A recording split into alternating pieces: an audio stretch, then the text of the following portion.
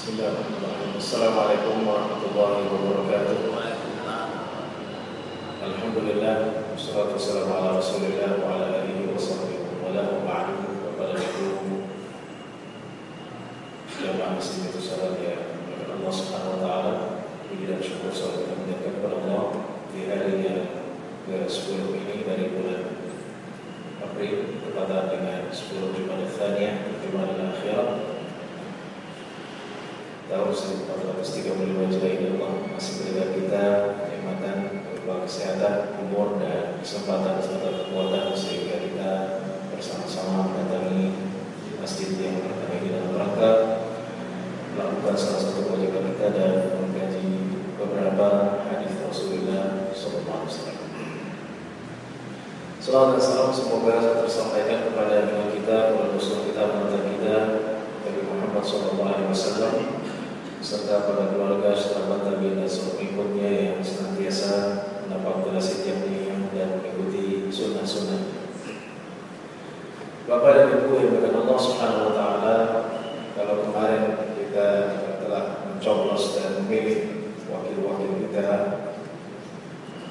di legislatif, apapun hasilnya kita berharap presiden dan pemimpin dari umat ini adalah seorang yang beriman kepada Allah, bertauhid dengan sesungguh-sungguhnya, amanah dan takut kepada Allah semata, tidak takut kepada manusia ataupun kepada makhluk.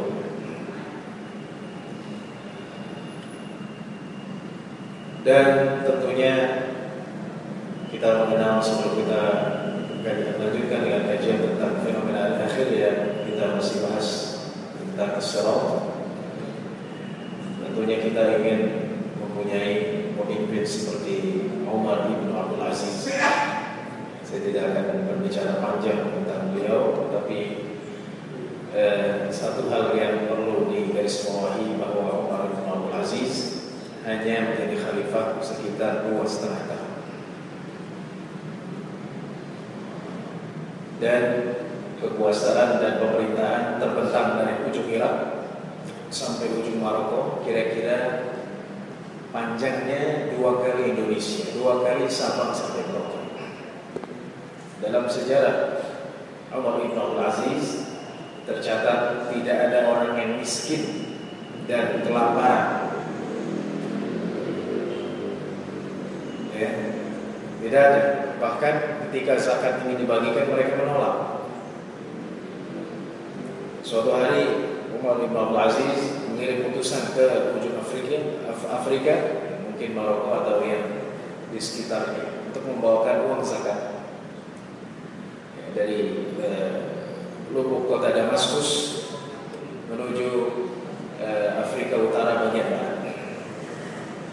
Dibagikan harta tersebut, namun mereka menolak dan mengatakan keluarga kami telah cukup, kami mempunyai pekerjaan, anak-anak kami sekolah, ya, harta kami mencukupi, tidak ada kekurangan, bawa kembali uang zakat tersebut.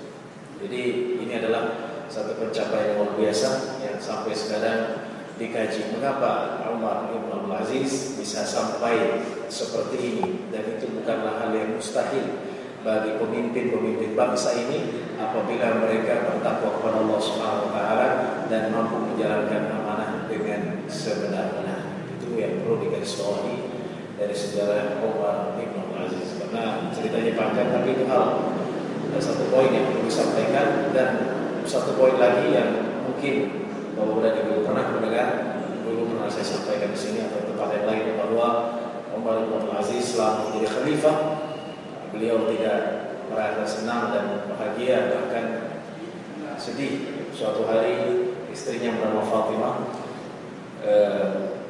mendapati suaminya Umar bin Abdul Aziz menangis di biliknya, di kamarnya, dan didatangi oleh Fatimah. Dikatakan, mengapa kau menangis? Kalau bahasa sekarang, kok kau menangis? Jadi presiden kok menangis, ya? Presiden itu nomor 1, ya. Ini lebih dari presiden, khalifah nomor 1 di umat Nabi Muhammad SAW setelah khulafah-khulafah setelahnya, nomor 1. Tapi beliau tidak bangga dan tidak senang-senang ataupun bahagia menangis, sehingga Itu hal yang menyebabkan Fatimah menanyakan, kenapa kau menangis? Ya, seharusnya kau senang, seharusnya kau bahagia. Maka kata Umar bin Aziz, ya, aku adalah khalifah dan khalifah bertanggung jawab atas setiap individu yang aku pimpin. Kalau ada satu saja dari 600 juta, ratusan juta umat ketika itu yang aku pimpin, satu saja kelaparan, maka aku akan ditanyakan oleh Allah Subhanahu wa taala hari kiamat. Kalau ada satu saja dari umatku, dari 600 juta yang ketika itu aku pimpin, ya, kalau ada satu saja dari umatku mereka miskin, maka aku akan ditanyakan oleh Allah Subhanahu wa taala. Kalau ada satu saja mereka tidak punya pekerjaan, maka aku akan ditanyakan oleh Allah Subhanahu wa taala. Kalau ada satu saja tidak mempunyai rumah, maka aku akan ditanyakan oleh Allah Subhanahu wa taala. Kalau ada satu saja tidak punya pakaian yang layak, maka aku akan ditanyakan oleh Allah Subhanahu wa taala. Orang-orang akan menjadi musuhku dan aku takut ketika musuhku itu adalah Rasulullah SAW. Apabila Rasul menjadi musuhku pada hari kiamat nanti, aku akan hancur dan tidak ada kekuatan sedikit pun. Menangislah Umar bin Aziz dan istrinya pun terharu dan ikut menangis terhadap sikap beliau yang luar biasa. Inilah sekilas tentang Umar bin Aziz saya sampaikan karena penting, ya, dan inti daripada kisah singkat itu tidak ada yang tidak mungkin, tidak ada yang mustahil. Ya, Indonesia banyak korupsi, ya, dan seterusnya. Mengapa tidak bisa? Ya, satu saja Umar bin Aziz, satu khalifah, 2,5 tahun, tapi mengapa ratusan juta rakyat kita bisa makmur, tidak ada yang kelaparan, bahkan zakat ditolak? Karena sistem yang jelas, karena pemimpin yang amanah. Saya yakin.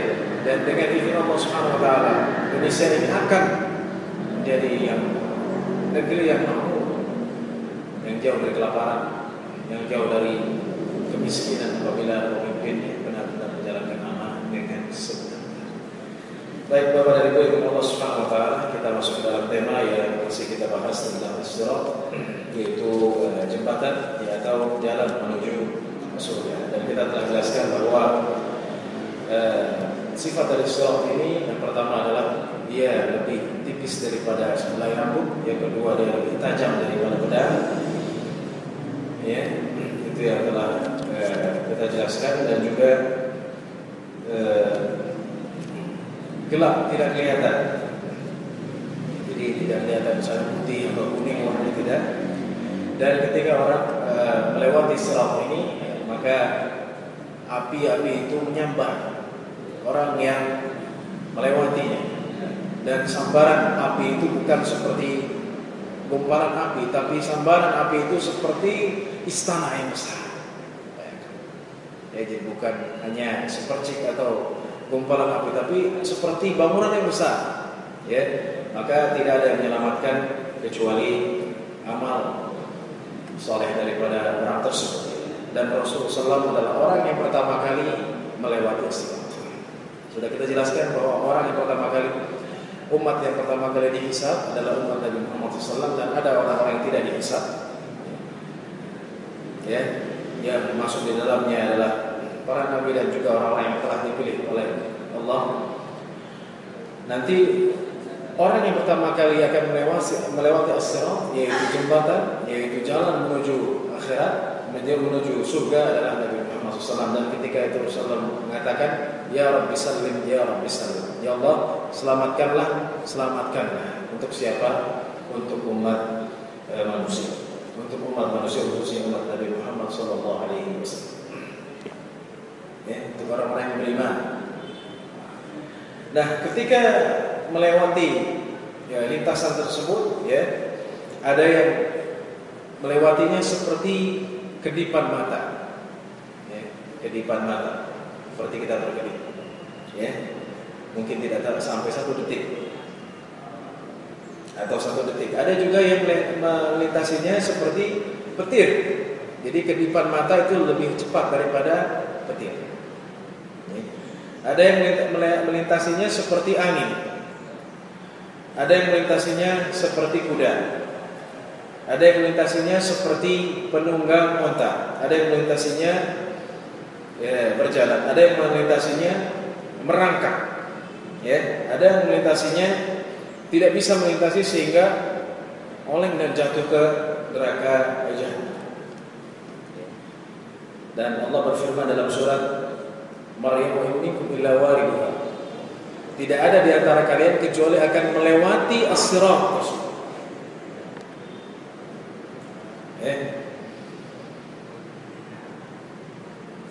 Dalam ketika nanti di surat sudah jelaskan dalam kesempatan yang lalu, apabila orang menghafal Al-Baqarah dan Ali Imran, maka Al-Baqarah dan Ali Imran akan menjaga dua sisinya. Ya, kalau dia mempunyai hafalan ini, maka dia akan menjaganya dari jatuh. Ya, karena kita tahu betapa tipisnya dan tajamnya sirat tersebut.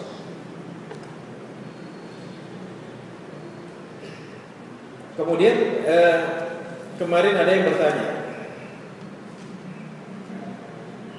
bahwa dijelaskan dalam hadis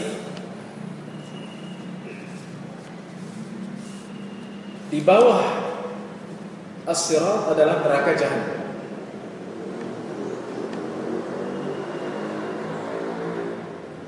Kita tahu bahwa neraka itu ada 7. Sesuai dengan firman Allah Subhanahu wa taala dalam surat Al-Hijr, "Laha sab'atu abwab, li kulli babin minhum juz'un maqsum." Jadi neraka itu punya 7 pintu. Setiap pintu ada bagian. Baik, kita ingin tahu tingkatan. Jadi tingkatan ini disebutkan oleh Al-Qurtubi dalam kitabnya Al-Jami' li Ahkam Al-Quran. Tingkatan yang pertama adalah neraka Jahannam. Tingkatan kedua lawa. Innaha lawa nazza'atan lisyawa dalam surat Al-Ma'arij. Tingkatan ketiga namanya Al-Hutamah. Tingkatan keempat namanya As-Sa'ir. Tingkatan kelima namanya Al-Jahim, Saqar. Tingkatan keenam namanya Al-Jahim. Tingkatan terakhir namanya Al-Hawiyah.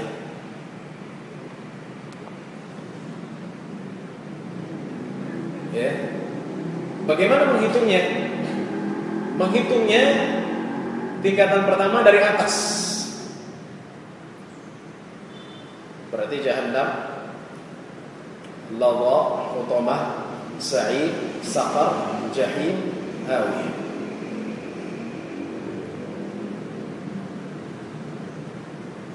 Atau dibalik, dari bawah. Hawiyah, Jahim, Saqar, Sa'ir, Hutamah, Lawa, Jahannam.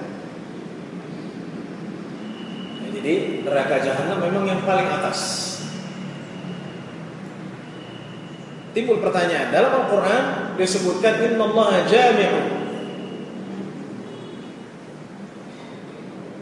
al-kafirina wal munafiqina fi jahannam jami'a. Ya, dalam Al-Quran seperti itu. Innallaha jami'u al-munafiqina wal kafirina fi jahannam jami'a. Allah mengumpulkan orang munafik dan orang kafir di Jahannam. Ya. Kadang sering kata Jahannam maksudnya neraka, bukan tingkatannya. Bukan tingkatannya. Jadi Jahannam itu kadang digunakan untuk neraka itu. Walaupun tingkatannya tadi sudah dijelaskan bahwa Jahannam paling atas dan yang paling bawah adalah Al-Hawiyah.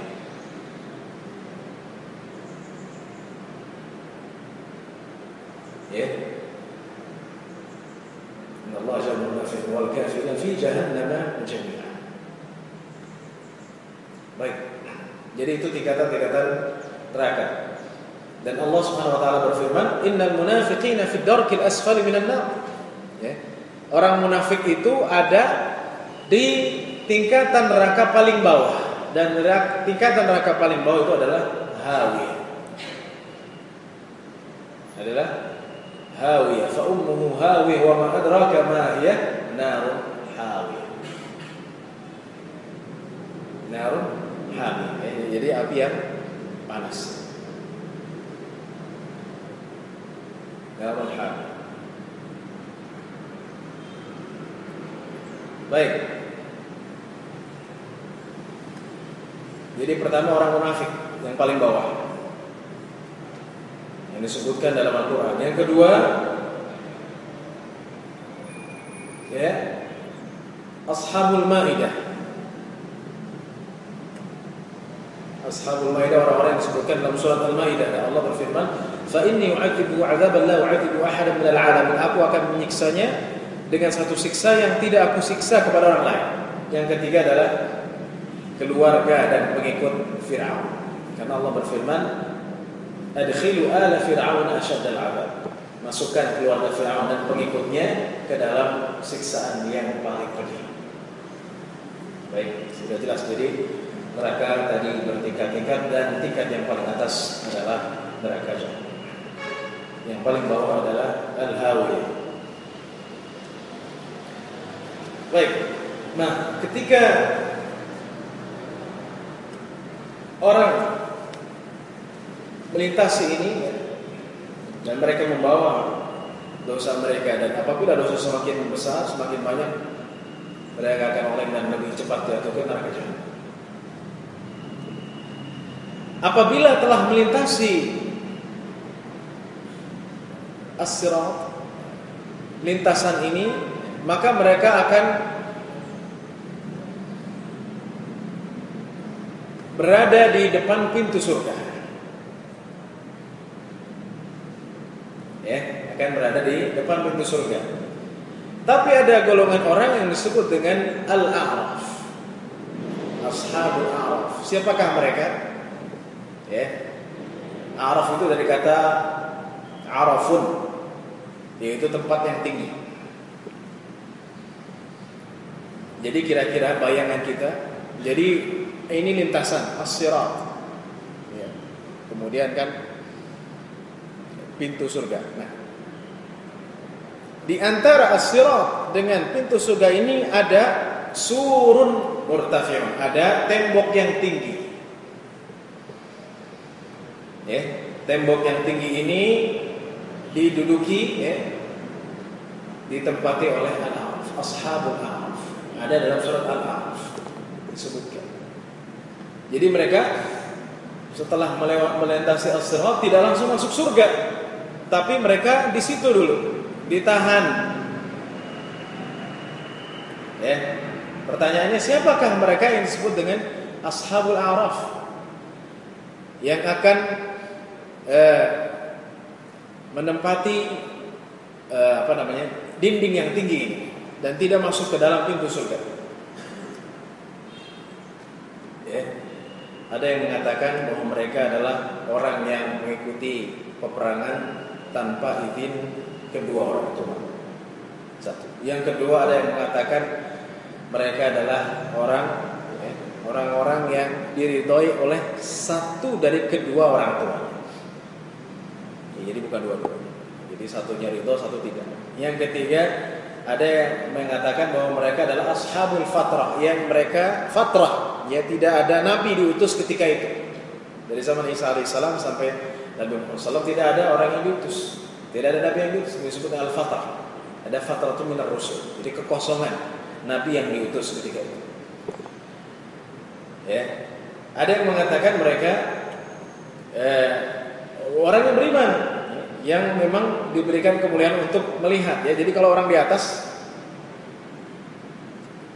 ya kira-kira seperti ini. Ini ada tembok, jadi dia bisa melihat dua sisi. Di sini surga, batinuhu fir rahmah wa zahiruhu min qibalil adzab, ya. Di dalamnya surga, di luarnya neraka. Jadi sehingga ada yang mengatakan orang yang Al-A'raf ini justru orang yang mulia karena dia bisa memandang dua sisi. Ya. Di sini orang yang beriman yang surga, yang di sini lagi adalah orang-orang yang neraka. Baik. Ada yang mengatakan mereka malaikat. Tapi yang sahih adalah dari riwayat-riwayat yang marfu' dan banyak sanadnya sahih, bahwa yang disebut dengan Al-A'raf mereka adalah orang yang kebaikannya sama dengan keburukan. Jadi 50%, ya. Kalau pemilu ada yang 20% ya, itu kan ini 50-50 sama. Jadi orang yang berat timbangannya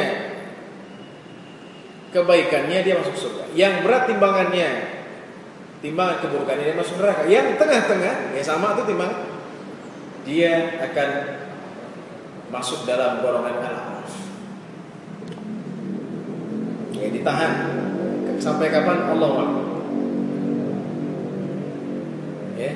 Dalam Al-Quran wa idza surifat absaruhum tilqa ashabin nar qalu rabbana la taj'alna ma'al qaumil zalimin. Apabila pandangan mereka ya dipandangkan, dialihkan ke orang-orang yang masuk neraka, mereka berdoa, ya Allah jangan kami jadikan seperti mereka.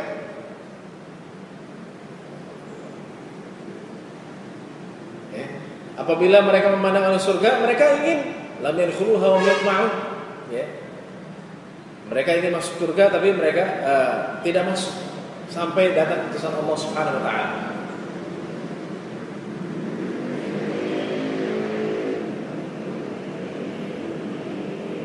هؤلاء الذين أقسمتم لا ينالهم الله برحمة ادخلوا الجنة لا خوف عليكم ولا أنتم تحزنون.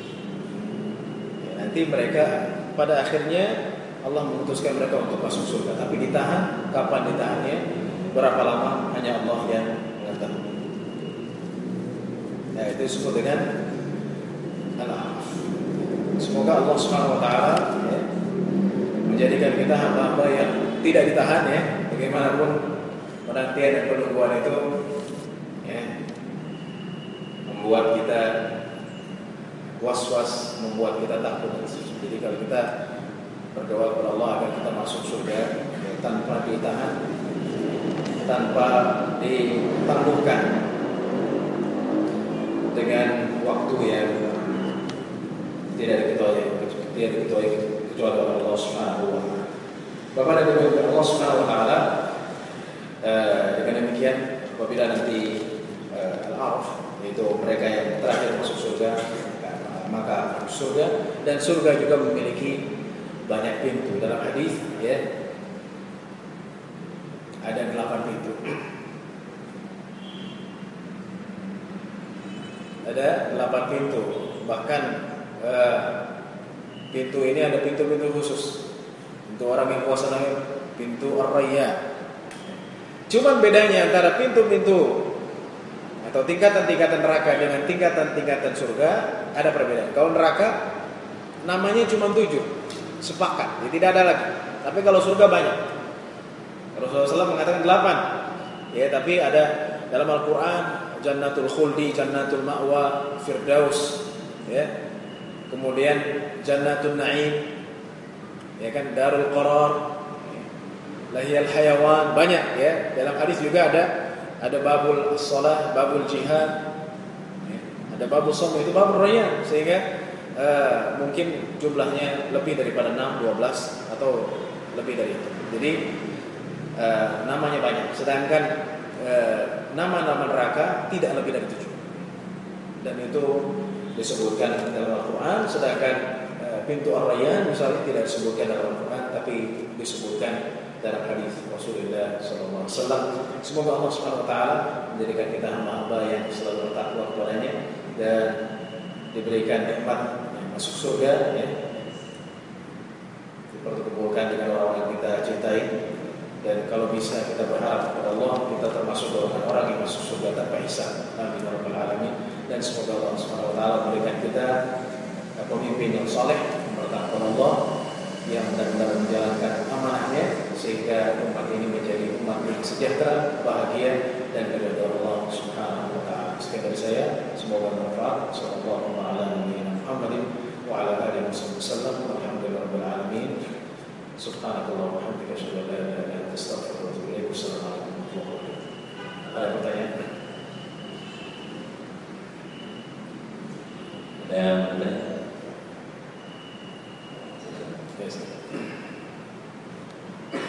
Assalamualaikum warahmatullahi wabarakatuh. Waalaikumsalam. Saya mau bertanya, Ustaz, percaya kepada selain Allah seperti termasuk syirik. Bagaimana dengan kondisi seperti sebuah darah, bahkan dakwah itu masukkan ke sana, apakah mereka masuk golongan orang-orang syirik atau seperti apa? Percaya kepada Alam, karena kan alam.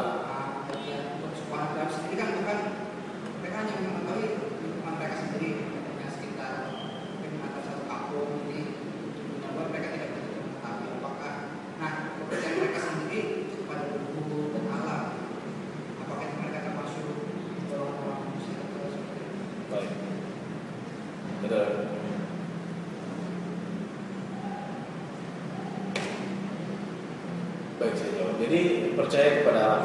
Saya tidak mungkin SMA percaya kepada alam itu percaya kepada batu ya, pada pohon, pada air gitu. Percaya dalam arti di sini bahwa benda-benda tersebut ya, makhluk-makhluk yang Allah ciptakan ini memiliki kekuatan pada zatnya. Jelas itu syirik, tidak boleh.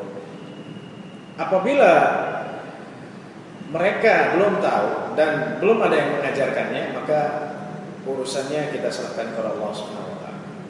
Jadi kita tidak bisa menjudge, kita menghukumi mereka min ahlin nar. Tapi apabila mereka sudah dikasih tahu, diperingatkan, diajarkan, ya, diberikan pemahaman, namun mereka tidak mau bertaubat dan tidak mau meninggalkan kepercayaan tersebut, maka mereka termasuk dalam golongan ahli syirik. Jadi harus dibedakan karena banyak di pelosok yang tidak mengerti dan ini kita tidak bisa hukumi ya, final tidak bisa. Tapi kalau apabila sudah disampaikan, ya, diinformasikan, ya, didekatkan mana-mana ketauhidan, ya, mereka tidak juga mau menerimanya, nah itulah yang termasuk ahli syirik yang dikekalkan dalam neraka. Nauzubillah. Kita lagi. Lagi ya. Ada. Tidak ada.